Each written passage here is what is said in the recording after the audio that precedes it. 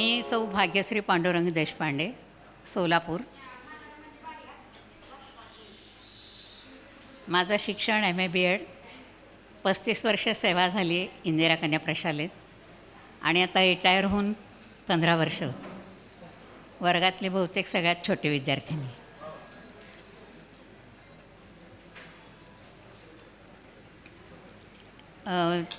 रिटायरमेंटनंतरसुद्धा म्हणजे वाचन, लेखन, गायन असं काही काही छंद जोपासत होते. लॉकडाऊनच्या काळात दररोज एक कीर्तन ऐकायचं ही एक सवय ठेवली होती आणि ते ऐकता ऐकता आवड निर्माण झाली आणि ते शिकावं अशी इच्छा झाली. तर शिकायला काही वयाची अट नाही. मग कीर्तन विश्वची जाहिरात पाहिली आणि त्याच्यामध्ये सामील झाली. ह्याच्यामध्ये मला खूप आनंद मिळतो आहे दररोज आणि हे शिक्षण असंच पुढे चालू ठेवण्याचा मानस. आज संतश्रेष्ठ जनाबाई यांच्या एका अभंगावर थोडंसं निरूपण करण्याचा प्रयत्न करत आहे. गुरुर्ब्रह्मा गुरुर्विष्णू गुरुदेवो महेश्वरा, गुरु साक्षात परब्रह्म तस्मै श्री गुरवे नमः. ज्याचा सखा हरी त्यावरी विश्वकृपा करी, ज्याचा सखा हरी उणे पडो नेती त्याचे वारे सोसी आघाताचे, ज्याचा सखा हरी तया विण क्षणभरी कदापण नव्हे दुरी, याचा सखा हरी.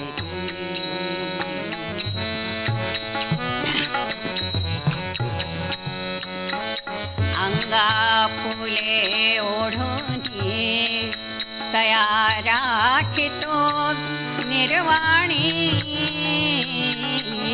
ज्याचा सखा हरी. ऐसा अंकित भक्तासी म्हणे नाम याचे दासी, ज्याचा सखा हरी. ज्याचा सखा हरी, ज्याचा सखा हरी. संत जनाबाई सांगतायत आपल्याला की सखा कुणाला करा, सख्यत्व कुणाशी जोडा, तर ईश्वराशी सख्यत्व जोडा. ज्याचा सखा हरी त्यावरी हे विश्व कृपा करील. विश्व तुमच्यावरती कृपा करील, ही सृष्टी तुमच्यावरती कृपा करील. अशा या भक्ताचे आघात देव स्वतःवर झेलतो. त्याला कधी उणं पडू देत नाही, म्हणजे कमी पडू देत नाही. निर्वाणीच्या क्षणी देखील त्याचं रक्षण करतो आणि असा हा भक्त देवाचा अंकित होतो, म्हणजे लाडका होतो, आवडता होतो. असा थोडक्यात ह्या अभंगाचा अर्थ आपल्याला सांगते. देवाशी सख्यत्व करायसाठी संतांनी आपल्याला खूप सोपा मार्ग सांगितला आहे. ठाईचं बैसोनी करा एकचित्त, आवडी अनंत आळवावा, असं आपल्याला सांगितले की अतिशय आवडीनं, प्रेमानं, जिव्हाळ्यानं त्याचं नामस्मरण केल्याने तुमचं त्याच्याशी सख्यत्व होईल आणि मग बघा काय काय चमत्कार होतात. भक्त प्रल्हाद राक्षस कुळात त्याचा जन्म झालेला, परंतु तो नारायणाचा भक्त होता आणि त्याचे वडील हिरण्यकश्यपू ते राक्षस असल्यामुळे त्याला प्रल्हादाची भक्ती काही मान्य नव्हती.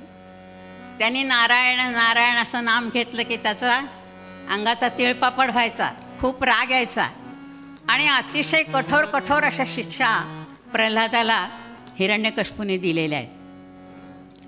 त्याला डोंगरकड्यावरून ढकलून दिलं, पण त्याला साधं खरचटलंसुद्धा नाही.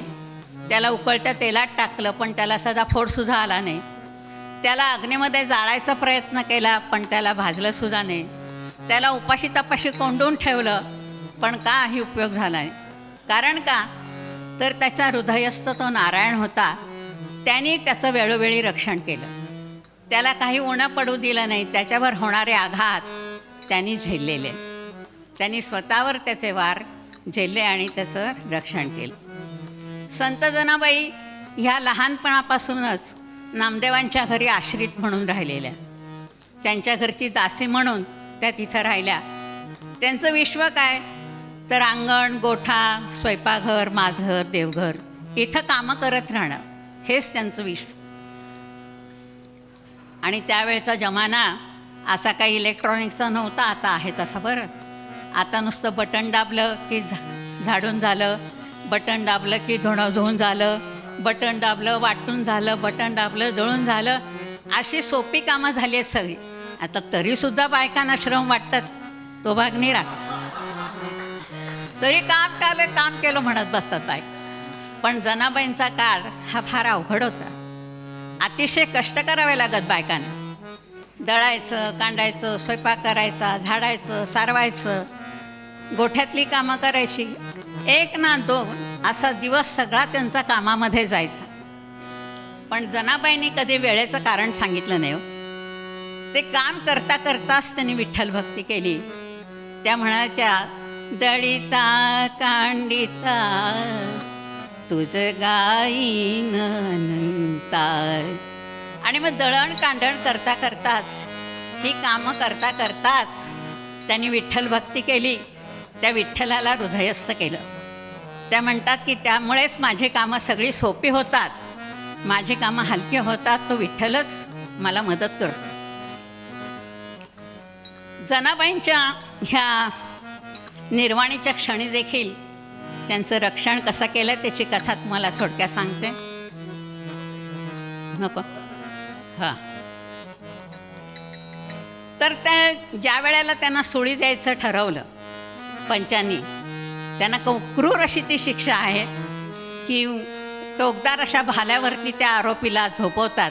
त्याआधी त्याचे हातपाय बांधलेले असतात आणि पोटावर झोपवल्यामुळे जेणेकरून त्या भाल्याचं टोक त्याला पोटात टोचावं आणि रक्तस्राव होऊन त्याला यातना होऊन त्याला मरण यावं, अशी ती फार कठोर शिक्षा असते.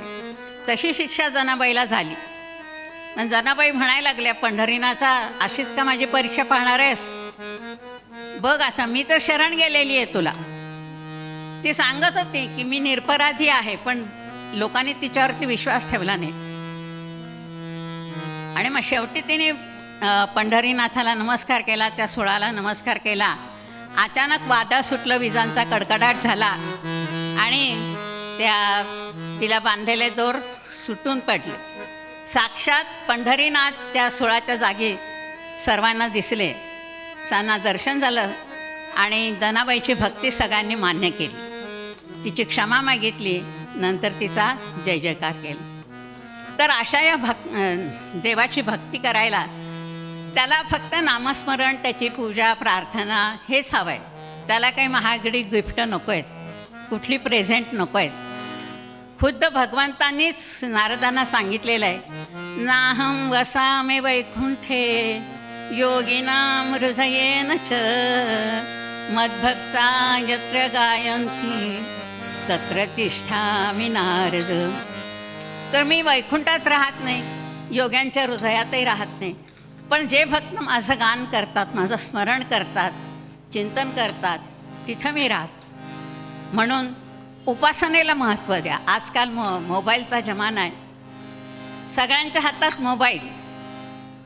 मोबाईल माझ्या हातात आणि लक्ष नाही कशात, अशी ज्येष्ठ कनिष्ठ सगळ्यांची अवस्था आहे. पण जो लक्षामध्ये हाताने आपल्याला देतो आहे त्याच्याकडे लक्ष द्यायला कोणाला वेळ नाही. म्हणून जनाबाई आपल्याला सांगत आहेत की ज्याचा सखा हरी त्यावरी विश्वकृपा करी, ज्याचा सखा हरी त्यावरी विश्वकृपा करी, विश्वकृपा करी, विश्वकृपा करी. पंढरीनाथ महाराज की जय.